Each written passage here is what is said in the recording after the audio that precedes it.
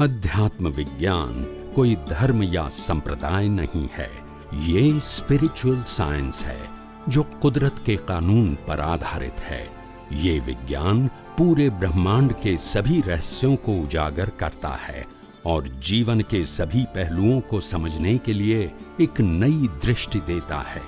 इसी को art of vision कहते हैं, दुनिया को देखने की एक नई दृष्टि, जो अध्यात्म विज्ञानी परम पूज्य स्वामी श्री कमलेशानंद जी के निर्देशन में सनातन सत्य का अनुसंधान कर हमारे जीवन को प्रकाशित करे।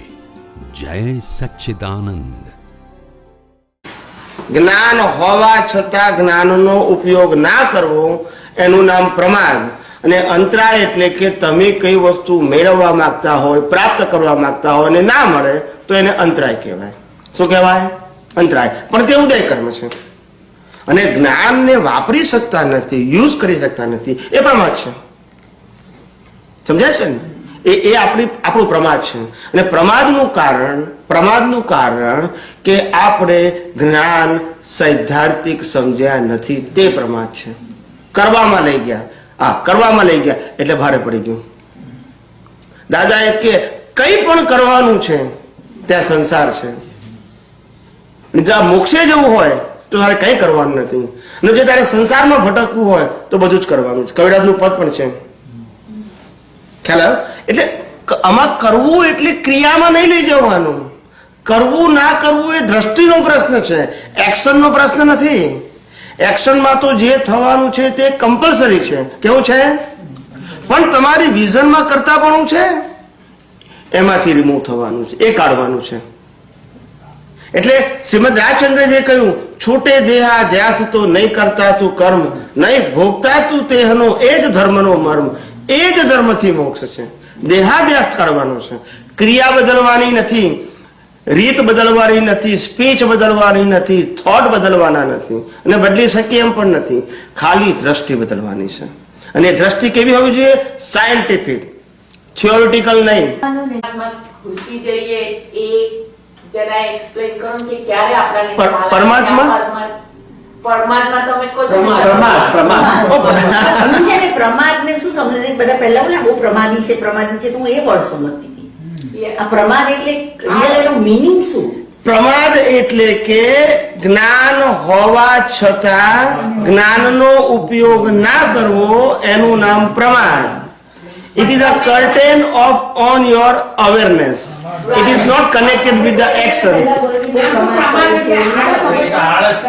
એ તો ફિઝિકલ વસ્તુ છે, આળસ નહીં।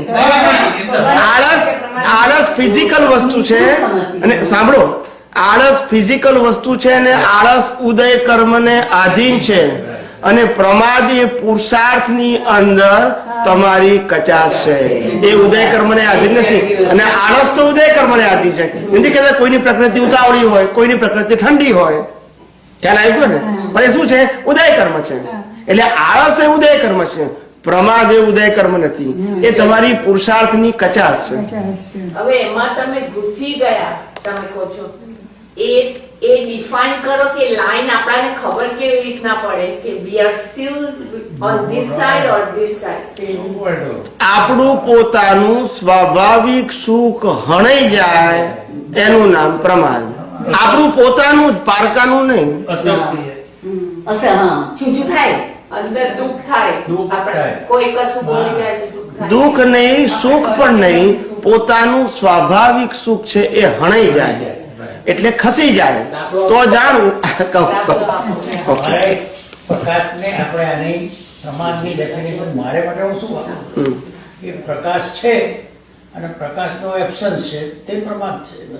પ્રકાશનું એબ્સન્સ કેવી રીતે હોય? પ્રકાશ તો છે, પ્રકાશનું એપ્લિકેશન નથી, એની એબ્સન્સ છે, એપ્લિકેશન છે। યા એટલે એમને શેનો દાખલો જોઈએ છે? પ્રમાદનો। પ્રમાદ એટલે શું કહેવાય કે આપણી પાસે જ્ઞાની પુરુષે આપેલી જ્ઞાનની જાગૃતિ છે, જ્ઞાની પુરુષે આપેલી, આપણે અનુભવેલી નહીં પણ એમને આપેલી એ જાગૃતિ છે। એ જાગૃતિ કેટલીક વખત રહે છે ને કેટલીક વખત નથી રહેતી, તો નથી રહેતી એ પ્રમાદ છે। શું છે અને રહે છે એ તમારો પુરુષાર્થ છે. હવે નથી રહેતી એનું કારણ શું કે તમે સંજોગોમાં કોઈ પણ એંગલથી ભળી જાઓ છો એટલે જ્ઞાન ખસી જાય છે. સંજોગોમાં ભળી જાઓ તો જ્ઞાન શું થઈ જાય? ખસી જ જાય ને. ના સમજાયું? સંજોગોનું કામ કરે છે